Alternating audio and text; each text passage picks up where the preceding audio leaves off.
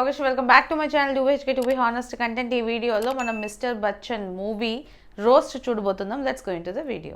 Raviteja, Bhagyashri Borse and Jagapathi Babu గారు main లీడ్స్గా act చేశారు. అండ్ ఈ మూవీ మనకి కరెంట్లీ నెట్ఫ్లిక్స్లో అవైలబుల్గా ఉంది. అండ్ ఈ మూవీని డైరెక్ట్ చేసింది హరీష్ శంకర్. ఈ మూవీకి మ్యూజిక్ అందించింది మిక్కీ జే మేయర్. ప్లాట్ చూసుకున్నట్లయితే మన హీరో ఎవరైతే ఉన్నారో రవితేజ, ఆయన ఫాదర్ పెద్ద ఫ్యాన్ అనమాట ఎవరికి, అమితాబ్ బచ్చన్కి. సో అలానే ఈయన కూడా అమితాబ్ బచ్చన్కి ఫ్యాన్ అవుతారు. అందుకే ఆ పేరు కూడా మిస్టర్ బచ్చన్ అని చెప్పి మార్చుకుంటారు. ఈయనతో పాటు ఇంట్లో వాళ్ళందరూ కూడా డిఫరెంట్ నేమ్స్తో ఉంటారనమాట. సో ఇతను ఒక ఇన్కమ్ ట్యాక్స్ ఆఫీసర్ అవుతారు. అయిన తర్వాత ఏమైంది అండ్ ఒక పెద్ద పొలిటీషియన్ ఉంటారు, ఎంపీ, ఆయన ఇంటికి రైడ్కి వెళ్ళాలి. సో అదే మిగతా స్టోరీ. టోటల్గా 2 hours 25 to 29 minutes అలా ఉందన్నమాట. అసలు మూవీలో ఏముంది మ్యాటర్ అని చూస్తే మాత్రం డెఫినెట్లీ అసలు ఏమీ లేదని చెప్పాలి. నేను ఇంకా నయం ఇది థియేటర్లో చూడలేదు, ఓటీటీలోకి వచ్చిన తర్వాత ఓటీటీలో చూశాను. ఓటీటీలో చూడడానికి నేను చాలా కష్టపడ్డాను. ఏంటి అసలు ఆ మూవీ వాల్యూ అన్నదే ఏమీ లేదు. అసలు స్టార్టింగ్ ఓపెనింగ్ సీన్ నుంచే స్టార్ట్ అయిపోతుంది అనమాట. ఏంటో ఆ పేర్లు మార్చుకోవడాలు ఏంటో. ఇక్కడ నాకు నచ్చింది ఏంటంటే హరీష్ శంకర్ యూజువల్లీ డైరెక్టర్ ఎవరైతే ఉన్నారో ఎప్పుడు భజన చేస్తూనే ఉంటారనమాట మెగాస్టార్ ఫ్యామిలీకి, పవన్ కళ్యాణ్ ఫ్యామిలీకి.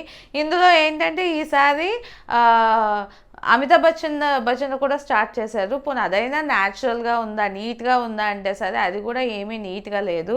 అది కూడా ఈ మూవీ అంతా కూడా 1980s 90s ఆ టైంలో జరుగుతున్న మూవీలా ఉంటుంది. కానీ హీరోయిన్ కాస్ట్యూమ్స్ కానీ అలానే ఏంటంటే అక్కడ విలన్ ఇంటికి వెళ్తారు కదా, అక్కడ చూపించే వాళ్ళ ఇంట్లో ప్రతిదీ కూడా ఇప్పుడు ప్రజెంట్ జనరేషన్లో ఉన్నట్టే ఉంటాయి. కానీ ఎక్కడా కూడా ఆ పాస్ట్లో ఒక 40 years 30 years క్రితం చదువుతున్నట్టు అసలు ఎక్కడా కనిపించదు. ఈ మూవీకి మెయిన్ బ్యాక్డ్రాప్ ఏంటి తెలుసా? అసలు ఓపెనింగ్ సీనే బ్యాక్డ్రాప్ అని చెప్పొచ్చు. ఎందుకంటే ఒక కార్లోని ఏదో ఒక ఫైట్ లాగా చదువుతూ వెళ్తూ ఉంటే మధ్యలోంచి వచ్చేస్తాడు అనమాట హీరో, ఒక గ్రీన్ కలర్ స్కూటర్ వేసుకొని. అసలు ఆ ఇంట్రడక్షన్ షాటే బాగాలేదు అసలు. నాకైతే అస్సలు అక్కడి నుంచే అది ఏంట్రా హీరో ఇంట్రడక్షన్ అయితే సింపుల్గా చేసిన పర్లేదు, తప్పలేదు. కానీ ఇలాంటి ఒక హీరో ఇంట్రడక్షన్ షాట్ నేనైతే చూడలేదు. నాకైతే అసలు అక్కడి నుంచే ఇంకా అయిపోయిందా బాబా ఈ సినిమా అన్న ఫీలింగ్ స్టార్ట్ అయిపోయింది. దాని తర్వాత ఏంటంటే హీరో ఒక రైడ్కి వెళ్తాడు అనమాట. అక్కడికి వెళ్ళినప్పుడు ఏంటో ఎలా ఉంటుందంటే, ఇప్పుడు మామూలుగా వెళ్ళొచ్చు కదా మీరు ఆఫీసర్స్, అలా వెళ్ళొచ్చు. లేదు, పెళ్లి సంబంధం అన్నట్టు చెప్పి వెళ్తాడు.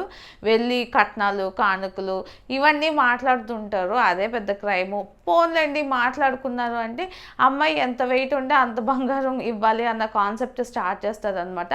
ఆ బంగారం అవన్నీ తులాభారం వేస్తారు కదా. సో అలా వేసిన తర్వాత వెంటనే అందరూ చేంజ్ అయిపోయి మేము అందరం కూడా ఇన్కమ్ ట్యాక్స్ ఆఫీసర్స్ అని చెప్పి అంటారు. నాకైతే అసలు బాబోయ్ ఏంట్రా బాబోయ్ ఇది అనుకున్నాను.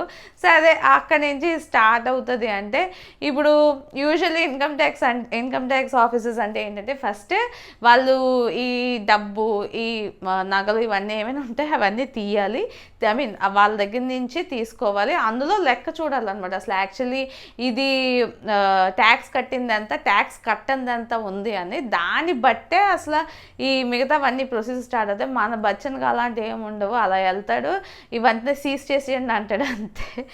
ఏంటో నాకు అదైతే అస్సలు ఎక్కలేదు. అక్కడి నుంచే ఇంకా అయిపోయింది. పోనీ అయిపోయింది, ఓకే రైడ్ ఇలా చేస్తారా అని చెప్పి అడిగితే వెళ్ళి కొట్టేస్తాడు వాళ్ళని. కొట్టేసిన తర్వాత అయిపోయింది మూవీ. ఇంకా అక్కడితో ఫసక్ ఏమవుతుంది, జాబ్ పోతుందనమాట. అంటే సస్పెండ్ చేసేస్తారు. ఓకే అయిపోయింది. తనేమో తన హోమ్ టౌన్కి వెళ్ళిపోతాడు మిస్టర్ బచ్చన్. పోనీ వెళ్ళిన తర్వాత ఇంకా అసలైన సోది స్టార్ట్ అవుతుంది. ఏంటంటే అక్కడ ఒక అమ్మాయిని చూస్తారు, అదే మన హీరోయిన్ని చూసి లవ్ ఎట్ ఫస్ట్ సైట్.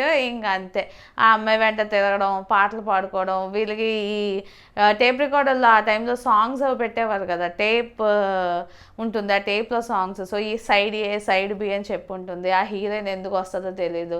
ఇలా నడుచుకుంటూ వస్తుంది. కేవలం హీరోయిన్ అందంగా చూపించడానికే ఎవరైనా సినిమా తీస్తే మాత్రం అది ఈ ఒక్క సినిమాయే అయి ఉంటుందేమో. ఎందుకంటే అసలు హీరోయిన్గా ఛాన్సే ఉండదు మూవీలో, కానీ ఛాన్స్ ఇస్తారనమాట. సో అలాగా హీరోయిన్తో లవ్ ఇది అంతా స్టార్ట్ చేస్తాడు. నాకు ఇంకా చిరాగ్గా అనిపించిందండి. ఆ అమ్మాయి నేమ్ చెప్పదు, నేమ్ చెప్పకపోతే టెంపుల్లో ఒక సీన్ ఉంటుంది. నాకు అలాంటి క్రింజ్ అయితే అస్సలు చూడలేకపోయాను, చాలా చిరాకు వేసింది. ఏంటో సరే అది అయిపోయింది ఇంకా తర్వాత ఇంకా తెలిసిందే కదా, మన వాళ్ళు లవ్ అంటే స్టాకింగ్నే లవ్ అని చూపిస్తారు. పాపం రవితేజ 20 years నుంచి స్టాకింగ్నే లవ్ అనుకునే మూవీస్ అన్నిటిలోని పెట్టేసుకుంటున్నారు, ఇంకా అదే ఫాలో అవుతున్నారు. అప్పుడెప్పుడో ఈడియట్, ఇప్పుడు ఈ మూవీ వరకు అంతే, అలా స్టాకింగ్ చేస్తూ ఉంటాడు. ఫైనల్గా మొత్తానికి అమ్మాయి పడిపోద్ది. ఆబ్వియస్లీ మన తెలుగు సినిమా స్టాకింగ్కి ప్రేమకి తేడా తెలియదు కాబట్టి అమ్మాయి అయితే పడిపోతుంది. ఇంకా పెళ్ళికి అవుతాయి, ఇంకా పెళ్ళి చేసుకోవాలన్న టైంలోనే వాళ్ళ ఫాదర్ ఏమో డైలాగ్స్ వేస్తారు అనమాట. అసలు ఎలా ఇస్తాను అనుకున్నారు, మీ అబ్బాయికి జాబే లేదు అని. వెంటనే ఫోన్ వస్తుంది ఎక్కడి నుంచి, central government I mean head ఉంటారు కదా ఇన్కమ్ ట్యాక్స్, ఆ హెడ్ నుంచి ఫోన్ వస్తుంది, నీకు సస్పెన్షన్ తీసేసాము, ఒక పెద్ద వాడిని నువ్వు రైడ్ చేయాలి అండ్ నువ్వు అర్జెంటుగా జాయిన్ అవ్వాలని అంటారు. సరే జాయిన్ అయ్యి వెంటనే ప్రమోషన్ కూడా ఇస్తారు, సస్పెన్షన్ ఎత్తేస్తారు, ప్రమోషన్ కూడా ఇస్తారు. అంటే అర్థం చేసుకోండి, అసలు అక్కడ ఇంటర్వెల్ షార్ట్ లాంటిది పడాలి, బట్ అక్కడ కాదు, ఇంకా ఇంటర్వెల్కి టైం ఉంది. సో ఇలాంటి ఒక అద్భుతమైన మూవీ నేనైతే అసలు ఎక్కడా చూడలేదు. ఒరిజినల్గా అసలు యాక్చువల్లీ ఈ మూవీ మనకి అజయ్ దేవగన్ యాక్ట్ చేసిన రైడ్ అని చెప్పి ఒక మూవీ వచ్చింది. అది చాలా నీట్ అండ్ క్లీన్గా ఉంటుంది. అదొక ఒరిజినల్ స్టోరీ వాళ్ళు మూవీ లాగా కన్వర్ట్ చేసి తీశారు. ఆ మూవీ జస్ట్ 1 hour 50 minutes అలానే ఉంటుంది. అండ్ ఆ మూవీలోని హీరోయిన్ ఉంటుందో లేదో నాకు గుర్తులేదు, బట్ ఈ సాంగ్స్ ఎక్స్ట్రా ఫైట్స్ ఇలాంటివి ఏమీ ఉండవు, చాలా ప్లెయిన్గా వెళ్తున్నట్టు ఉంటుంది. దాన్నే మన వాళ్ళు రీమేక్ అని చెప్పి తీశారు. ఇంకా రీమేక్లో ఏం చేశారంటే, రీమేక్లో మొత్తం ఆ సినిమా మొత్తాన్ని పక్కన పడేసి వీళ్ళకి నచ్చింది ఏదో ఒక 2 లైన్స్లో పెట్టినట్టు పెట్టుకున్నారు. ఇంకా జగపతి బాబు ఎంట్రీ వస్తుంది, మాట్లాడితే రైడ్కి వెళ్తారు కదా, వెళ్ళిన తర్వాత నువ్వు వెళ్ళిపో ఇక్కడి నుంచి, నువ్వు వెళ్ళిపోతే నీకు ఎంత డబ్బులు ఇస్తానో అంత డబ్బులు ఇస్తాను అనడం, తర్వాత వీళ్ళ వెనకట్లని బెదిరించడం, తర్వాత వీళ్ళ ఫ్యామిలీని బెదిరించడం, మొత్తం రెగ్యులర్ డ్రామా అయిపోయింది. ఇక్కడ ఒక దగ్గర 1-2 సీన్లు ఏమైనా బాగున్నాయి, పొరపాటున చెప్పాలనుకున్నా మనం చెప్పలేమన్నమాట, ఎందుకంటే సినిమాలో ఏమీ బాగోదు. రైడ్ జరుగుతున్న ఇంట్లో 4 రోజులు రైడ్ అవుతూ ఉంటుంది, సరే అవుతుంటుంది. మరి అసలు ఫోన్స్ అవన్నీ డిస్కనెక్ట్ చేసేస్తారు, బయట ప్రపంచానికి సంబంధం ఉండదు అన్నట్టు ఆ రైడ్ హౌస్ అన్నది ఉంటుంది. కానీ హీరోయిన్ జస్ట్ లైక్ దట్ వచ్చేస్తుంది, నైట్ టైం కర్వచ్చు అవుతుంది, నేను చూడాలి అని చెప్పి వచ్చేస్తుంది. అసలు ఇది ఎక్కడ రైటింగ్ రా బాబోయ్. అండ్ మాట్లాడితే ఏంటంటే 15 minutesకి ఒకసారి స్టార్ట్ అవుతుందండి, 15 minutesకి ఒక ఫైట్ ఉండాలి.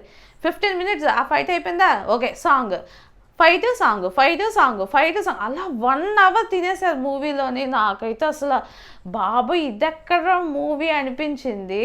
అండ్ హీరోయిన్ కాస్ట్యూమ్స్ మీద పెట్టిన శ్రద్ధ అండ్ ఈ సాంగ్స్లో పెట్టిన శ్రద్ధ ఏదో మూవీ రైటింగ్, స్క్రీన్ ప్లే ఇలాంటి వాటిల్లో పెట్టుంటే చాలా బాగుండేది అన్న ఫీలింగ్ వచ్చేసింది. ఈ మధ్య రవితేజ మూవీస్ ఎలా అయిపోయాయి అంటే ఓన్లీ హీరోయిన్ పెట్టుకొని ఆ మూవీ ఆడుతుంది అన్న పొజిషన్కి వచ్చేసారు. నాకైతే చాలా ఒకవైపు ఒక విధంగా అంత మంచి యాక్టర్ ఇలా చేస్తున్నారని చెప్పి బాధ కూడా అనిపిస్తుంది. రీసెంట్గా లాస్ట్ ఇయర్ వచ్చిన ధమాకా కూడా అంతే, ఓన్లీ సీరియల్ల కోసమే చాలామంది వెళ్ళారు, 100 crores కలెక్ట్ అయింది అన్నట్టు మాట్లాడారు, బట్ ఈయన ఇంపార్టెన్స్ ఏం లేకుండా అయిపోయింది. వాల్టర్ వీరయ్య ఓకే 50-50 ఛాన్స్, అంటే చిరంజీవి గారు ఉన్నారు అండ్ రవితేజ ఉన్నారు కాబట్టి కొంచెం వెళ్ళింది. దాని తర్వాత ఇంకా మిగతా 3 movies అదేదో టైగర్ నాగేశ్వరరావు ఒకటి అండ్ ఇంకొక 2 movies వచ్చాయి, ఈగల్ ఒకటి, ఇంకా వీటి మీద ఇంకొక మూవీ ఉంటుంది రామారావు ఏదో, ఆ మూవీ ఇంకా కాస్త బెటర్, ఎక్కడ హడావిడి చెత్త అవేమీ లేకుండా చాలా సైలెంట్గా ఉంటుంది. ఇలా అయితే మూవీస్ తీయడం మానేస్తే బెటర్ ఏమో అన్న ఫీలింగ్ వచ్చేసింది.